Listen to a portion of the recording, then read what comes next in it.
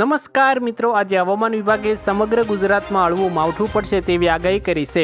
હવે આગામી સમયમાં ગુજરાતના કયા જિલ્લાઓમાં કેવો પવન ફૂંકાશે, કેટલો વરસાદ પડશે અને હવે વાવાઝોડું કયા જિલ્લા સાથે ટકરાશે અને મિત્રો ગુજરાતના દરિયા કિનારે અત્યારે કેવું તોફાન છે અને મિત્રો હવે વર્ષ 2026માં કઈ તારીખથી ગુજરાતમાં વરસાદ શરૂ થશે તે અંગેના દરેક હવામાન સમાચારોની વાત આજના આ વિડીયોમાં આપણે કરીશું।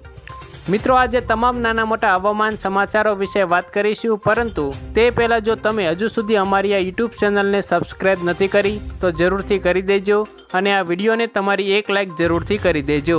તો મિત્રો આજે સૌપ્રથમ વાત કરીએ તો હાલ સૌરાષ્ટ્રના દરિયા કિનારે એક મોટું વરસાદી વાવાઝોડું સક્રિય થયું છે, જેમાં ભાવનગર, મહુવા, સુરત અને વેરાવળ આસપાસના વિસ્તારોમાં અત્યારે ભારે તોફાન જોવા મળી રહ્યું છે। મિત્રો સૌરાષ્ટ્રના વિસ્તારોમાં આગામી 48 કલાકમાં વાવાઝોડા સાથે તોફાની પવન અને ધોધમાર વરસાદ પડે તેવી આગાહી કરવામાં આવી છે। આ વિસ્તારોમાં ગઈકાલે ભારે વરસાદ જોવા મળ્યો હતો, જેના અમુક દ્રશ્યો પણ તમે જોઈ શકો છો। મિત્રો જો વધારે વાત કરીએ તો વાવાઝોડાને કારણે આ વિસ્તારોમાં આશરે 3 થી 4 ઇંચ સુધીનો તોફાની વરસાદ પડવાની સંભાવના છે, એટલે દરેક લોકોએ સાવધાન રહેવું જરૂરી છે। મિત્રો ત્યાર પછી જો વાત કરીએ તો હાલ સૌરાષ્ટ્રના દરિયા નજીક દક્ષિણ દિશામાં એક મોટી વરસાદી વાવાઝોડાની સિસ્ટમ શરૂ થઈ ગઈ છે।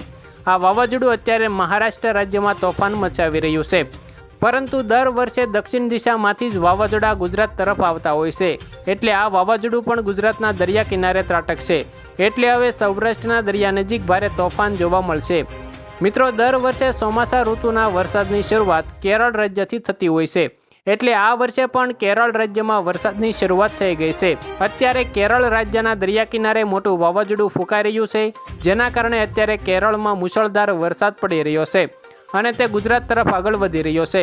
મિત્રો કેરળમાં જે વાવાઝોડું સક્રિય થયું છે તે ઉત્તર ભારતના રાજ્યોમાંથી પસાર થવાનું છે, એટલે ગુજરાતમાં પણ તેની અસર જોવા મળી શકે છે।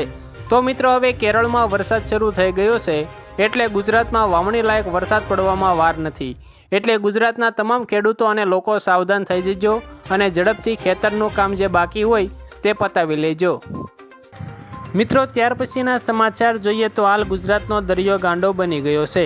હાલ દરિયામાં ઊંચા મોજા ઉછળી રહ્યા છે, જેના કારણે સુરત, વેરાવળ અને જામનગરના દરિયા કિનારે રેડ એલર્ટ મૂકવામાં આવ્યું છે।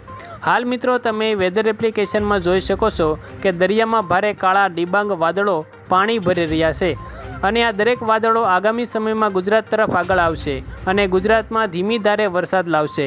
મિત્રો દર વર્ષે કેરળમાં સૌપ્રથમ ચોમાસા ઋતુનો વરસાદ આવતો હોય છે અને ત્યારથી આગળ વધીને ઉત્તર ભારતમાં વરસાદ આવે છે, જે આગામી 20 થી 25 તારીખ સુધીમાં આવી જશે। એટલે મિત્રો આ વર્ષે પણ કેરળ રાજ્ય આસપાસ ધોધમાર વરસાદ પડી રહ્યો છે। કેરળના દરિયા કિનારે અત્યારે મોટું વાવાઝોડું ટકરાયું છે, જેના કારણે છેલ્લા 24 કલાકથી ત્યાં મુશળધાર વરસાદ પડી રહ્યો છે। તો મિત્રો હવે ગુજરાતમાં વરસાદની વાર નથી, આગામી 48 કલાકમાં અમુક જિલ્લાઓમાં મુશળધાર વરસાદની શરૂઆત થઈ જશે, તેની આગાહી આજે હવામાન વિભાગ દ્વારા કરવામાં આવી છે। મિત્રો ત્યાર પછી આજના તાપમાન વિશે જો વાત કરવામાં આવે તો હાલ ગુજરાતના અમદાવાદ શહેરમાં 42 ડિગ્રી તાપમાન જોવા મળી રહ્યું છે, જે ગુજરાતમાં ખૂબ વધારે કહેવાય। મિત્રો આજે હવામાન વિભાગે આગાહી કરી છે કે ગુજરાતમાં આગામી 7 દિવસ પછી ગરમીમાં ઘટાડો થશે અને તાપમાન નીચું આવશે।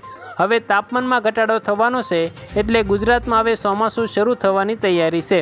આજે અંબાલાલ પટેલે જણાવ્યું છે કે 20 તારીખ આસપાસ ગુજરાતમાં ચોમાસા ઋતુનો વરસાદ શરૂ થઈ જશે, એટલે હવે ગુજરાતમાં મુશળધાર વરસાદ આવવાનો છે, એટલે ગુજરાતના તમામ લોકો અને ખાસ કરીને ખેડૂતો સાવધાન થઈ જજો। મિત્રો અત્યારે ગુજરાતના સૌરાષ્ટ્રમાં અને ગુજરાત નજીક મધ્યપ્રદેશમાં પણ મોટા વરસાદી વાવાઝોડા શરૂ થઈ ગયા છે, એટલે ગુજરાતમાં હવે મોટું વાવાઝોડું અને તોફાન આવવાની પૂરેપૂરી સંભાવનાઓ જોવા મળી રહી છે। દક્ષિણ દિશામાં આવેલા કેરળ રાજ્યમાં મોટું વાવાઝોડું શરૂ થઈ ગયું છે, જે આગળ વધીને મધ્ય ભારતમાં આવશે, એટલે ગુજરાત અને મધ્ય ભારતના વિસ્તારોમાં ધોધમાર વરસાદ શરૂ થઈ જશે। તો મિત્રો આજે